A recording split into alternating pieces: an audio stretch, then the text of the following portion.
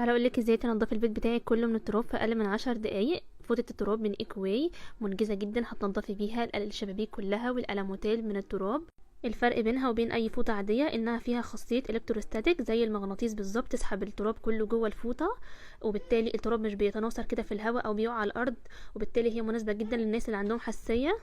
بمناسبة بقى كمان دخول الشتاء، ولو خايفة من تنظيف المراوح بقى في الحوض والمية والترابي كله يقع على الأرض، هتنضفي المراوح بالظبط في أقل من 3 دقايق كلها زي ما انت شايفة.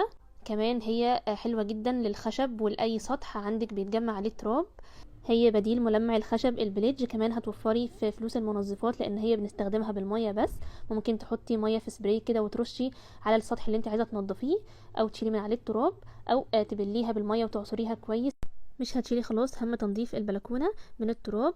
الفوطه دي لازم تكون موجوده عند كل عروسه وفي كل بيت. بعد ما بتخلصي بترجع تاني زي الجديده. بتستخدمي الصابونه المخصصه ليها اللي هي صابونه ايكو تاتش، وبتغسليها بالميه، وبعد كده بتنشفيها وبترجع تاني زي الجديده. لو عجبك بقى الفيديو ما تنسيش تعملي فولو ليا.